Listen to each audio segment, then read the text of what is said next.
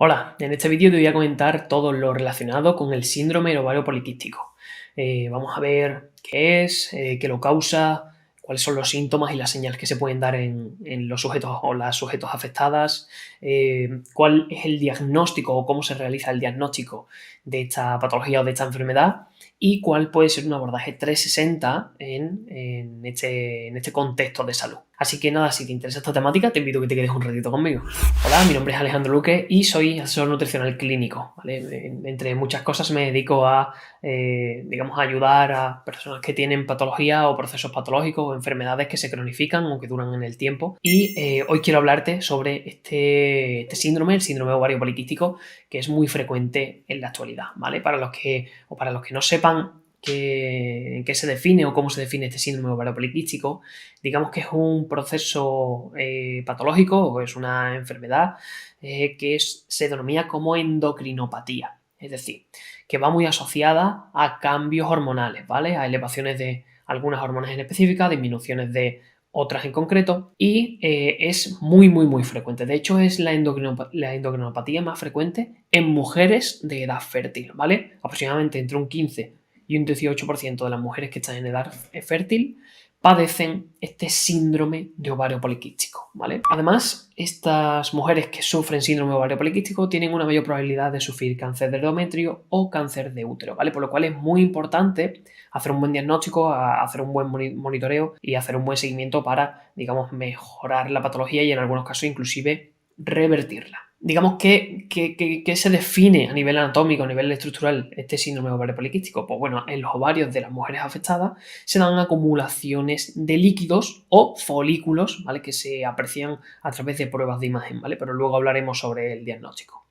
Y lo más habitual son desregulaciones en el ciclo menstrual, que pueden causar desde ovulación prematura, el sangrado en la mitad del ciclo menstrual, o infrecuente, es decir, hay chicas que tienen procesos de amenorrea, que no tienen la menstruación y que además cuando se hacen pruebas de imagen se ven este tipo de quistes en los ovarios. Pero la pregunta, o yo creo que una pregunta de las que más gente se puede llegar a interesar por saber la respuesta es qué causa este síndrome ovario poliquístico.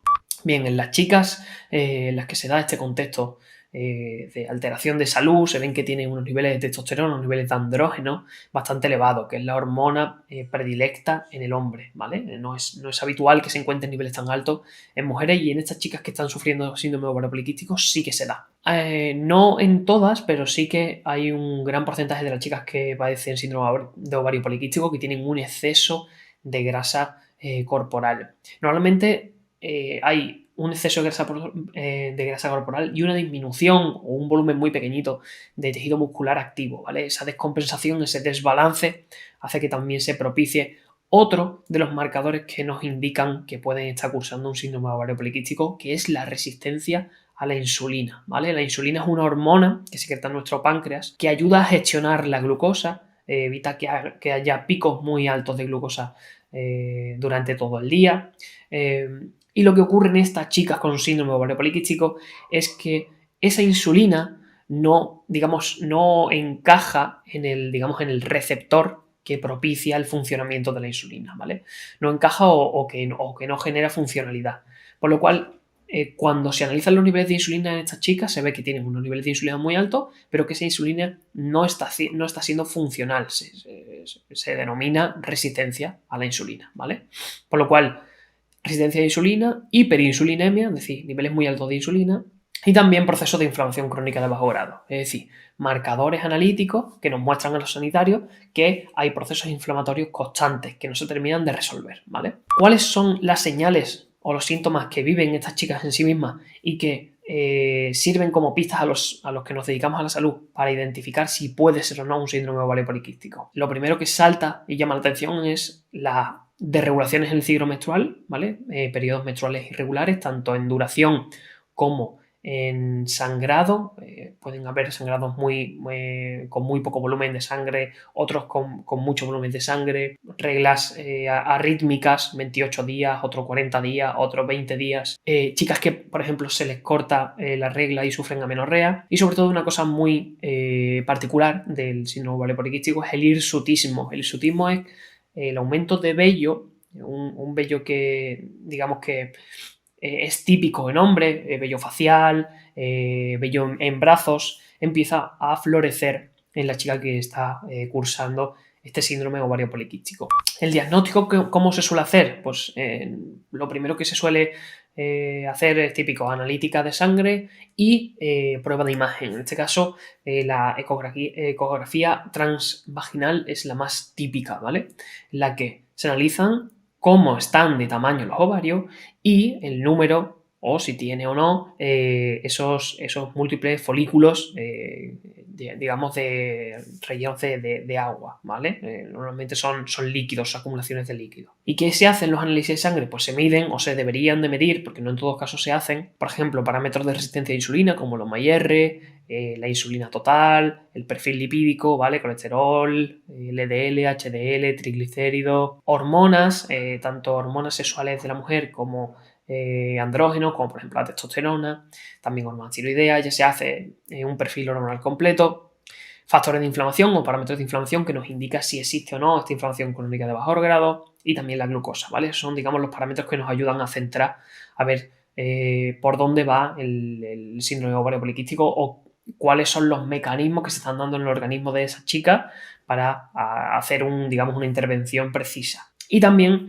se suele hacer o se debería hacer un estudio antropométrico en el que viésemos el índice de cintura-cadera, por si existe obesidad abdominal, el porcentaje de masa grasa, el porcentaje de tejido muscular, ¿vale? Para hacer un seguimiento de la composición corporal digamos, de la afectada y si pudiese ser también algo que esté empujando a la aparición o la permanencia de esta patología, ¿vale? Entonces, vamos a lo interesante. ¿Cómo podría ser un abordaje 360 en síndrome ovario poliquístico? ¿A qué nos referimos con abordaje 360? Vale, pues como siempre decimos que la enfermedad viene por una suma de factores, de muchos factores. Algo no ocurre por una cosa, aunque muchas veces nos obliguemos o culturalmente estemos adoctrinados de esa forma, ¿no? Donde vemos que, oye, me duele la cabeza y buscamos el por qué. No, porque estoy estresado hoy. No, porque no he dormido bien. Vale, pues realmente tú estás detectando el detonante, pero detrás de ese detonante hay muchas más cosas, ¿vale? Entonces, en cualquier patología, en cualquier enfermedad, hay muchísimos factores que hay que identificar, ver cuáles son los detonantes y trabajar en ellos, pero también tener en cuenta que detrás de esos detonantes hay otros muchos más factores. Entonces, cuando decimos o cuando queremos abordar 360 una patología, en concreto síndrome ovario poliquístico, tenemos que hacer un historial o una mirada atrás o una buena anamnesis, una buena investigación para ver cuáles son todos los detonantes o cuáles son todos los factores que están impactando en esa persona en concreto. Dos síndromes ovario poliquísticos pueden ser muy diferentes, aunque compartan, digamos, el mismo diagnóstico y aunque compartan la misma anatomía o anatomía fisiopatológica, en este caso, ¿vale? De los ovarios. Lo segundo que podríamos hacer sería encontrar y trabajar en esos detonantes, los más importantes, los más relevantes, los más prioritarios,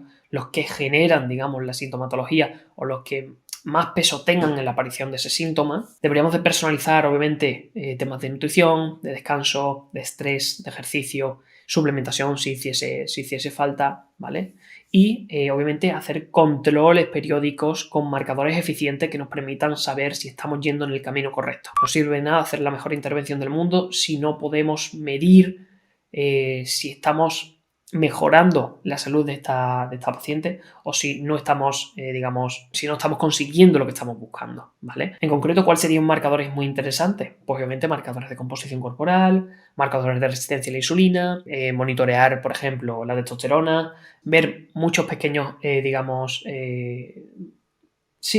conceptos o marcadores que, siguiéndole la pista, nos den la información necesaria para seguir por el camino que estamos, ejecutando o cambiar de dirección porque en ese paciente o en esta paciente no está surgiendo, efecto. Por lo cual, como conclusión, síndrome ovario poliquístico es algo muy frecuente en chicas en edad fértil, donde es mega necesaria la investigación y la personalización en cada uno de los casos, pero que, por supuesto, para mejorar esta patología y para revertir, este contexto de alteración en salud, hay que hacer, una intervención masiva. No solamente nos vale con aplicar un fármaco, no solamente nos vale con aplicar un suplemento, no solamente nos vale con llevar un estilo de alimentación X, sino que tenemos que hacer, digamos, una oleada de factores que beneficien al estilo de vida de esta chica en concreto o de este sujeto para conseguir un verdadero cambio sintomatológico y que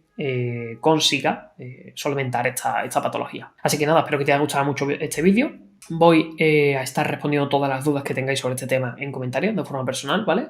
Así que si os causa curiosidad o hay algunas cosas que obviamente este es un vídeo resumen, me he podido dejar en el tintero. Si tenéis curiosidad con alguna cosa en concreto, no dudéis en preguntarla y espero que nada, que os haya gustado y que tengáis un buen día.